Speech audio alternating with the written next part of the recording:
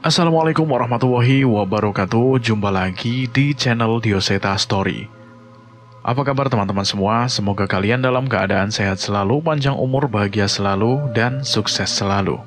Pada kesempatan kali ini saya akan melanjutkan cerita yang sebelumnya, cerita yang berjudul Getih Ireng Abdi Lelembut. Buat teman-teman yang belum mendengarkan episode sebelumnya, alangkah baiknya mendengarkan terlebih dahulu agar mengerti alur ceritanya. Dan buat teman-teman yang baru bergabung di channel ini, silahkan klik tombol subscribe dan tombol loncengnya agar kalian tidak ketinggalan cerita terbaru dari kami. Oke, tidak usah lama-lama, bagaimana kelanjutan kisah ini? Kita langsung saja menuju ke ceritanya. Getih Ireng Abdi Lelembut, Kesumat.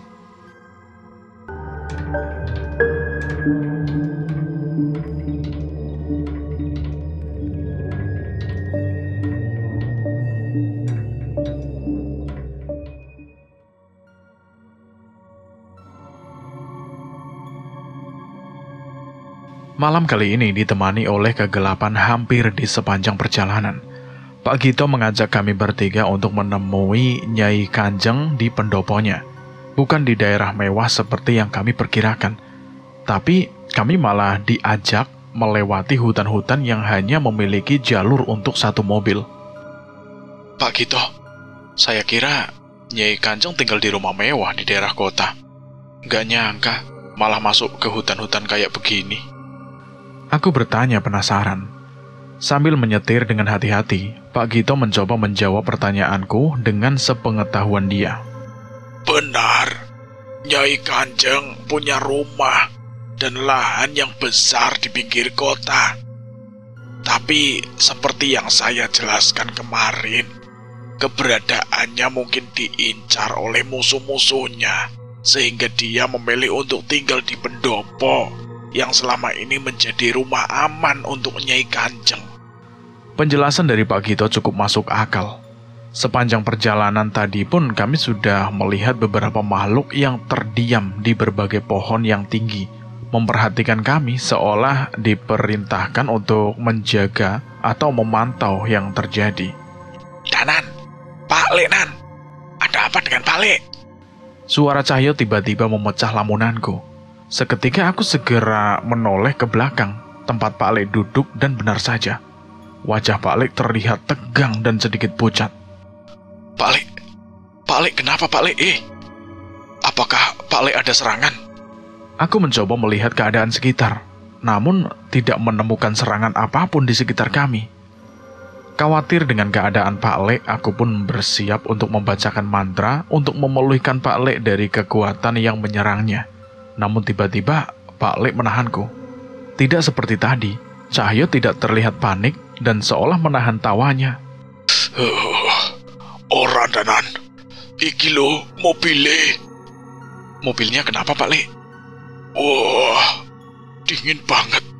Pak Lek arep nyilih sarunge Cahyo ora dikei. Masuk angin nih koyo ngene iki.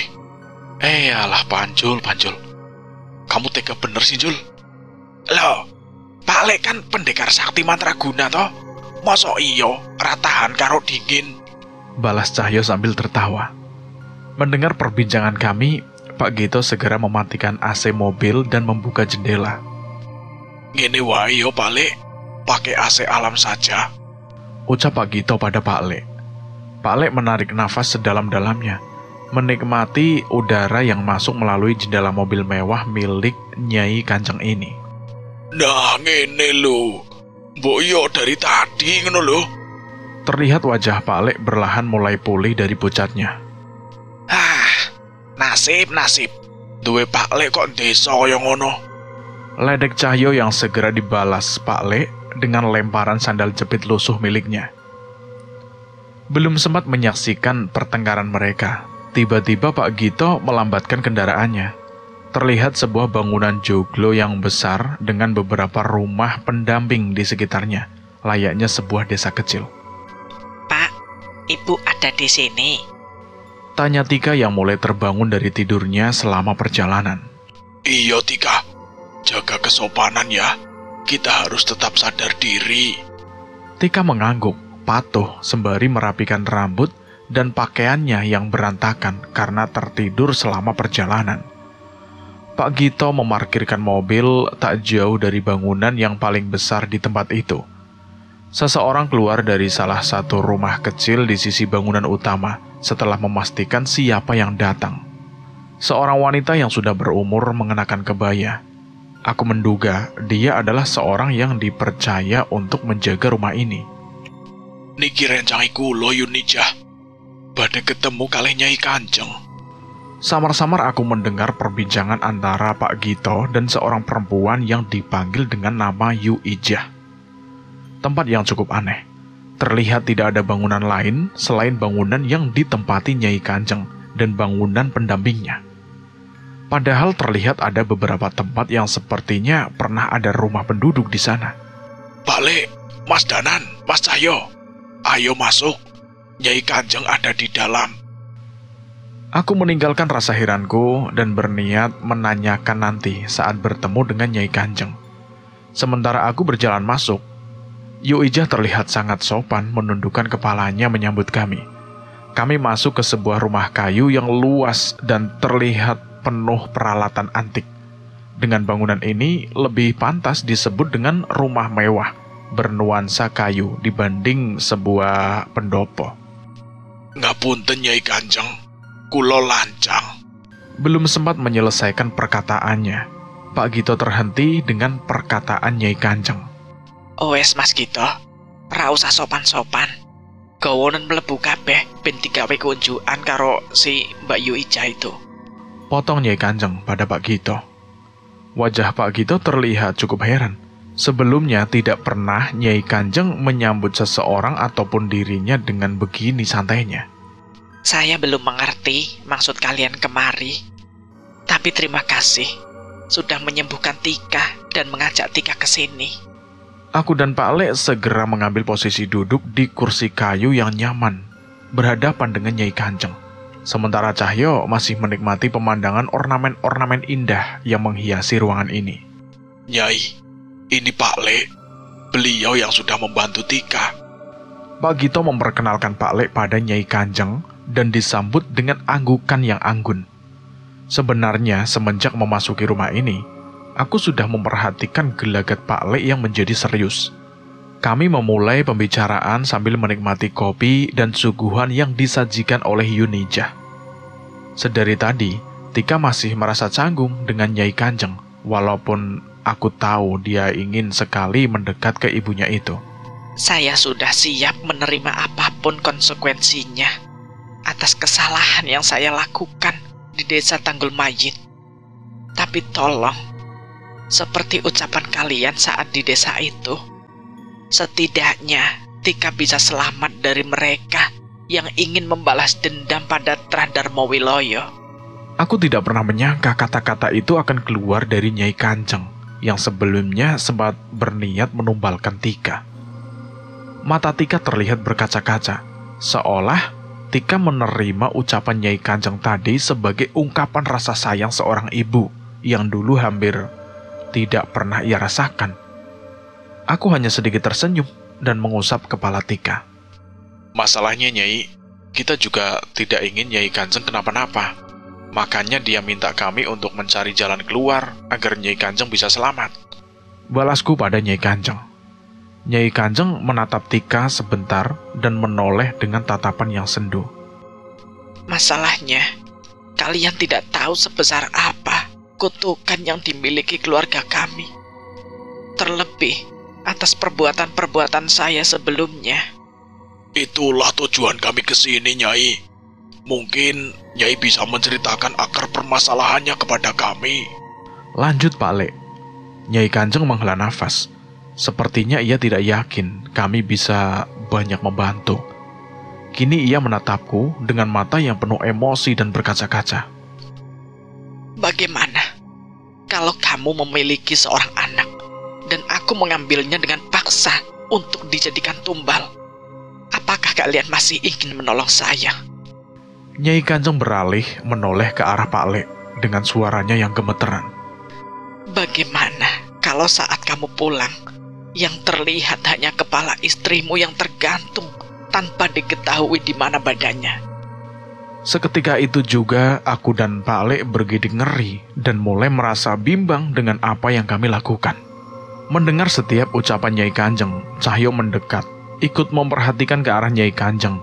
Saat itu juga Nyai Kanjeng menoleh ke arah Cahyo dan menatap dengan tatapan yang sama. Bagaimana bila saat perjalananmu pulang, kamu menemukan jasad kedua orang tuamu di lubang di jalan dengan jasad yang tidak utuh?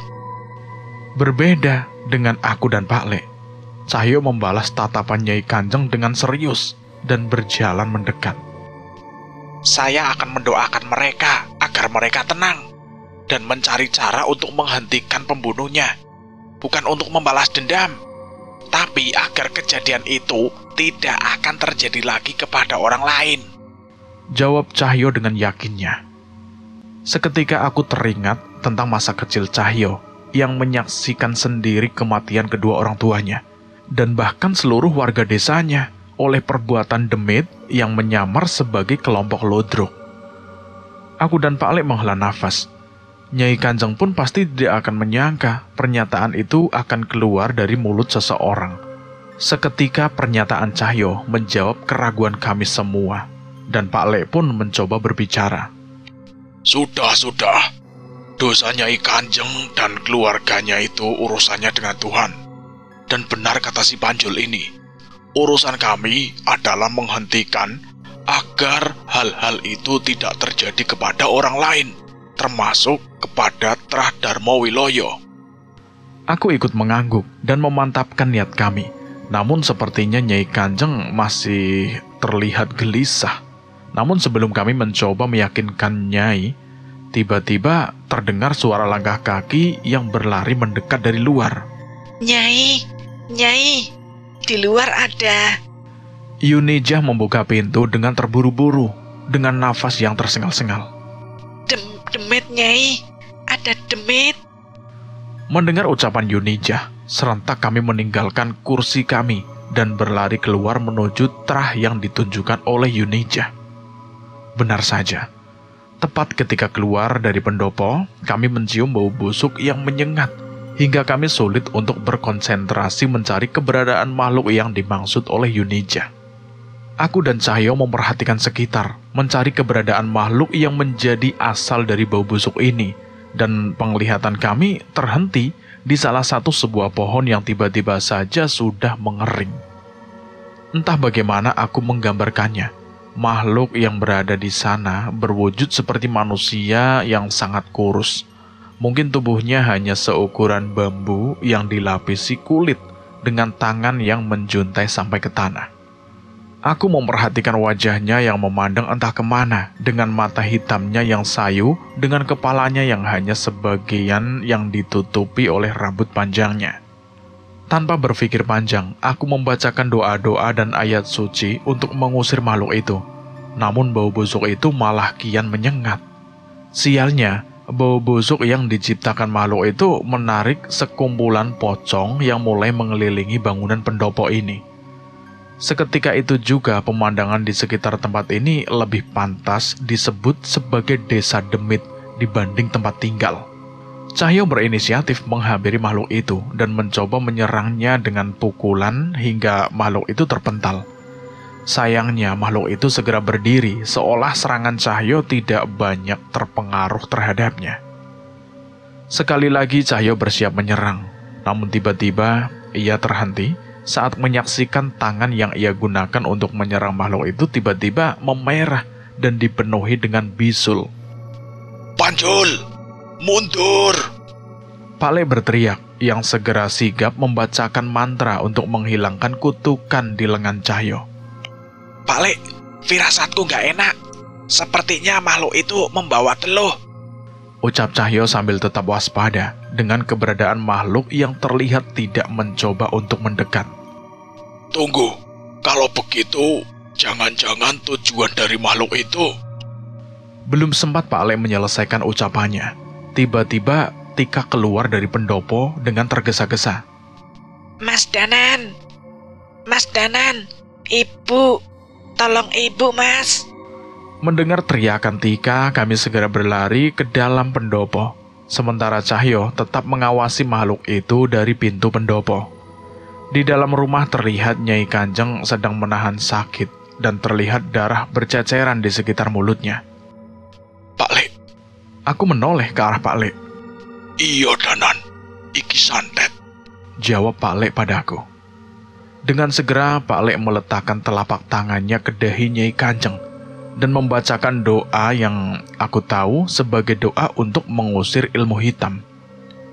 Seolah respon doa-doa Pak Lek, tubuh Nyai Kanjeng terlihat aneh. Ia menggelepar di tanah dengan mata yang melotot seolah ingin keluar dari tempatnya. Mati.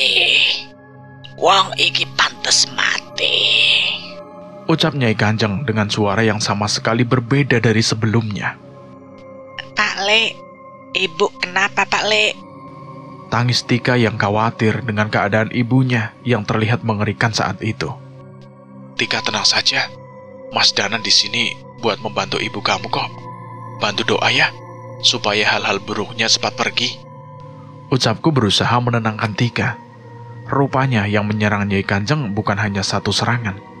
Santet yang dikirimkan mungkin menyebabkan luka dalam di tubuh Nyai Kanjeng, dan itu terlihat masih terus bertambah. Di satu sisi, muncul sosok makhluk yang merasuki Nyai Kanjeng dan menguasai tubuhnya.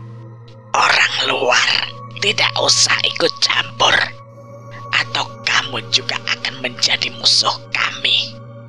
Ucap sosok yang merasuki tubuh Nyai Kanjeng. Sementara Pak Lek berusaha menahan santet yang mencoba masuk ke tubuh Nyai Kanjeng. Aku mencoba mengfokuskan mata batinku dan memastikan sosok yang merasuki tubuh Nyai Kanjeng. Sekilas aku melihat sosok wanita dengan wajah berwarna hitam, mengenakan kebaya lusuh, dan tubuh yang sudah bersimbah cairan berwarna hitam. Saat mengetahui wujudnya, aku segera membacakan ajian Muksa Panggresa untuk melindungi Nyai Kanjeng dari hal buruk yang bisa dilakukan makhluk ini. Sayangnya sudah terlambat. Tak lama setelahnya, Nyai Kanjeng berhenti meronta dengan wajahnya yang terkulai dan matanya yang masih terus terbuka. Ibu, ibu. Tika berteriak yang semakin panik. Pak Lek, Nyai Kanjeng Pak Lek. Tanyaku yang berharap mendapat jawaban tidak seperti yang aku pikirkan. Pak Lek menghela nafas dan menutup doa-doanya. Danan, Pak Lek berhasil menangkal santetnya. Tapi kenapa nafas Nyai Kanjeng tidak ada, Pak Lek? Denyut nadinya juga hampir tidak ada. Aku bertanya pada Pak Lek yang masih mencoba berusaha untuk tenang. Makhluk itu, makhluk yang merasukinya tadi, berhasil membawa pergi sukma Nyai Kanjeng. Berarti masih ada harapan, Pak Lek? Iya. Saat ini aku mengerti apa yang harus aku lakukan. Cahyo menjaga pendopo ini dari makhluk-makhluk yang mungkin menyerang dari luar. Pak Lek menjaga agar tidak ada santet lagi yang masuk ke tubuh Nyai Kanjeng. Dan berarti, akulah yang harus menjemput sukma Nyai Kanjeng untuk kembali ke raganya. Dengan segera aku menarik sebuah keris pusaka yang aku simpan di sukmaku dan membawanya ke dekat Nyai Kanjeng. Mas Danan mau ngapain? Tanya Tika yang khawatir.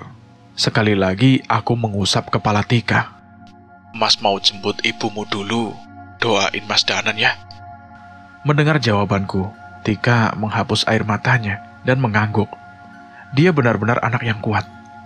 Aku mengambil posisi duduk bersila dan mulai memisahkan sukma dari ragaku dengan kekuatan dari keris raga sukma dan segera mencari keberadaan makhluk yang membawa pergi sukma Nyai Kanjeng. Sejak sukmanya menuntunku ke sebuah tempat yang menyerupai rawa-rawa dengan pohon-pohon berwarna hitam. Di sana terlihat sosok roh wanita tua berwajah hitam dengan rambut putih yang tergerai mencoba menghadangku. Wes, ora usah diteruske.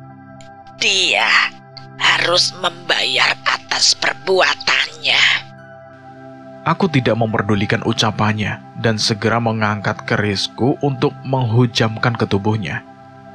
Makhluk itu menghindar dengan mudah seperti angin yang tiba-tiba berada di belakangku.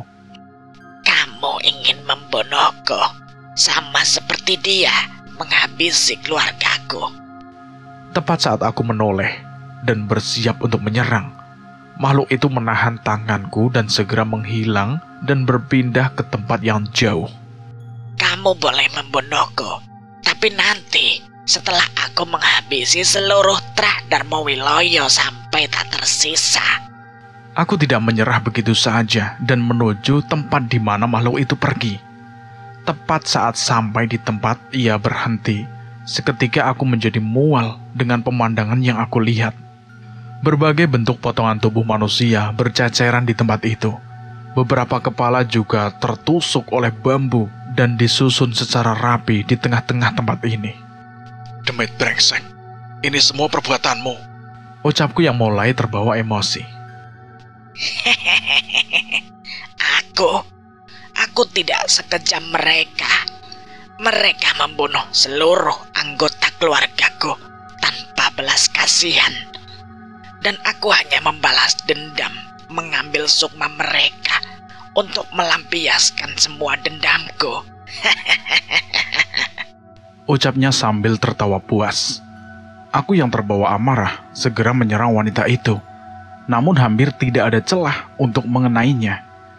Ia hanya bergerak bagaikan angin yang tidak tersentuh. Berbagai cara kupikirkan agar seranganku berhasil, namun semua seolah percuma, hingga akhirnya tanpa sengaja aku menyadari keberadaan wujud sukma Nyai Kanjeng yang tergantung di atas pohon. Jangan nekat, ucap makhluk itu saat menyadari aku sudah menemukan sosok itu. Ia terlihat marah dan seperti membacakan sebuah mantra. Saat itu juga aku merasa sukmaku kian melemah. Mungkin mantra ini yang ia gunakan selama ini, hingga sukma dari korbannya tidak bisa berdaya. Dengan wajah penuh amarah, ia menarik sebuah benda yang menyerupai tusuk konde dan menusukkannya ke sukmaku yang kian melemah. Saat itu juga aku melihat luka yang dibuat susuk konde itu semakin menghitam dan menyebar. Aku yakin ini bukan benda biasa. Aku tidak berdaya dan terbanting di sekitar potongan-potongan tubuh yang berserakan. Namun aku tidak menyerah dan mencoba membacakan doa yang diajarkan oleh Pak Ale untuk menahan kutukan yang disalurkan melalui susuk konde ini. Dasar bocah goblok, percuma, ucap makhluk itu yang berjalan ke arahku dengan membacakan mantranya lagi, seolah bersiap menghabisiku. Aku menggenggam kerisku dan bersiap menerima serangan apapun yang akan ia lancarkan. Tapi tanpa terduga, tiba-tiba muncul cahaya putih di hadapanku. Sebuah cahaya yang muncul dari sebuah api yang hangat. Geni Baraloka. Ini adalah ilmu milik Pak Le. Aku tertolong. Dengan keberadaan Geni Baraloka, aku memulihkan tubuhku dari luka yang mengandung kutukan dari susuk konde, yang sepertinya merupakan sebuah pusaka. Makhluk itu terlihat panik. Brengsek, ternyata kalian bukan orang sembarangan, ucap makhluk itu dengan kesal. Makhluk itu kembali mencoba membacakan mantranya, namun terlihat sukmanya semakin melemah.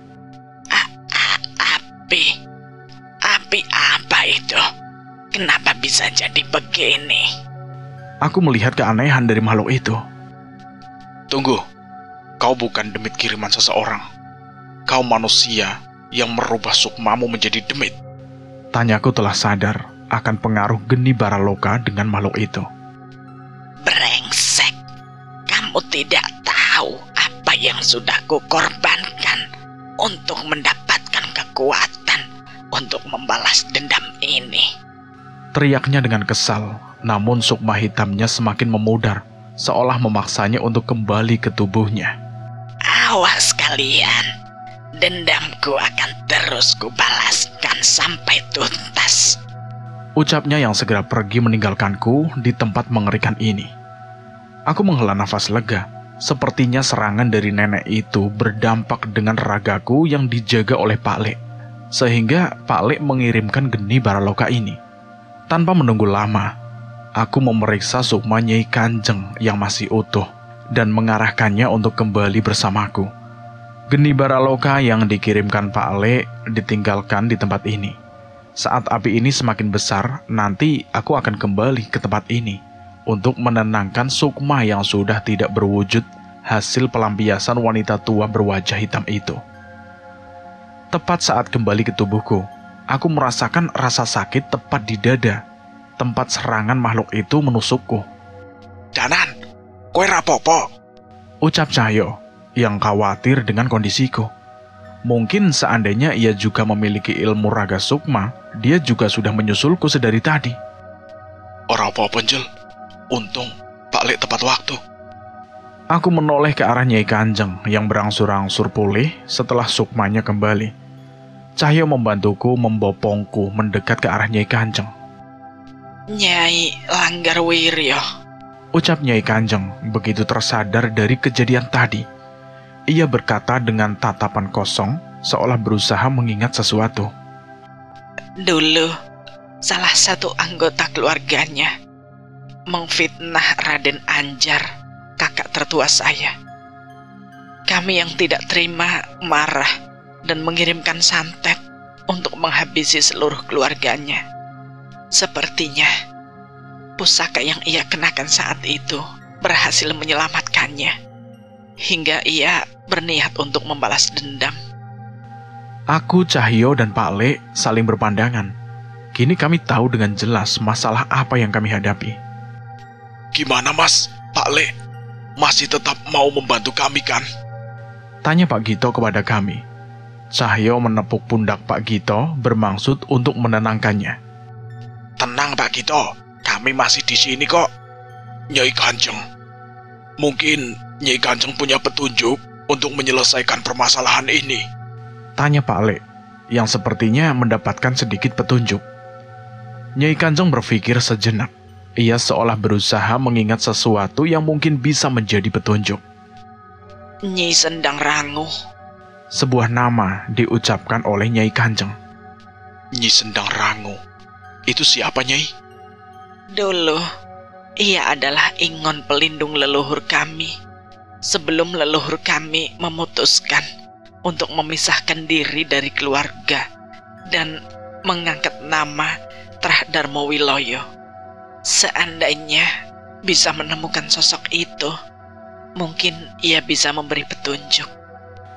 Nama itu tidak terdengar asing di telingaku, namun aku tidak bisa mengingat lebih jauh. Terus saat ini makhluk itu ada di mana, Nyai? Tanya Cahyo kepada Nyai Kanjeng. Nyai Kanjeng menggelengkan kepalanya. Saya tidak tahu, tapi ada seseorang yang mungkin tahu keberadaannya. Dia adalah Raden Anjar, kakak tertua.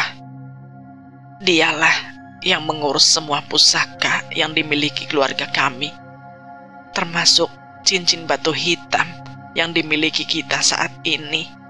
Nyai Kanjeng menceritakan tentang saudara tertuanya yang tinggal di kaki gunung. Dia mengasingkan diri untuk menjaga makam keluarga Darmo Wiloyo.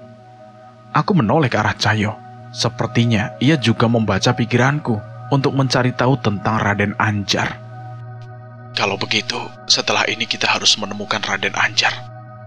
Terlebih, sepertinya aku penasaran dengan makhluk yang bernama Nyi Sendang Rangu itu. Ucapku pada Cahyo. Cahyo pun mengangguk setuju. Kalian pergilah. Biar Pak Le yang di sini, ya. Ucap Pak Le yang tidak aku duga. Sepertinya aku mengerti. Sementara kami pergi, harus ada yang menjaga Nyai Kanjeng dan Tika dari serangan seperti tadi. Iya, Pak Le, bener. Harus ada yang menjaga Nyai Kanjeng dan Tika. Hampir saja kami kelupaan. Halah, jangan mikir yang bagus-bagus. Bilang saja, Pak Le takut toh naik mobil, takut mabuk lagi toh. Ucap Cahyo dengan nada yang meledek. Kali ini, tas Pak Le yang melayang tepat ke wajah Cahyo hingga terjatuh. Plak! Nek wis ngerti yo meneng wae to, Jul. Ucap Pak Le sambil melotot ke Cahyo. Ya sudah, besok saya yang mengantar Mas Danan dan Mas Cahyo. Mohon titip Tika dan Nyai Kanjeng ya, Pak Le. Pinta Pak Gito yang dibalas dengan anggukan oleh Pak Le. Cahyo berdiri dan menghampiri ke arah pintu. Ya wes, kalau begitu sekarang tinggal beresin demit-demit yang dari tadi nonton kita di luar, biar kita bisa cepat tidur. ucapnya sambil menerjang makhluk-makhluk yang sedari tadi belum pergi dari sekitar rumah ini. Cerita ini sampai di sini dulu, saya akan melanjutkan ceritanya lagi di part berikutnya. Terima kasih buat teman-teman yang sudah mendengarkan cerita ini. Semoga kalian dalam keadaan sehat selalu, panjang umur, bahagia selalu, dan sukses selalu. Dan buat kalian yang baru bergabung di channel ini, silahkan klik tombol subscribe dan tombol loncengnya, agar kalian tidak ketinggalan cerita terbaru dari Dioseta Story. Cukup sekian dan terima kasih. Saya mohon maaf jika ada kesalahan kata. Saya pamit undur diri. Akhir kata, wassalamualaikum warahmatullahi wabarakatuh. Jagat Segoro Demit.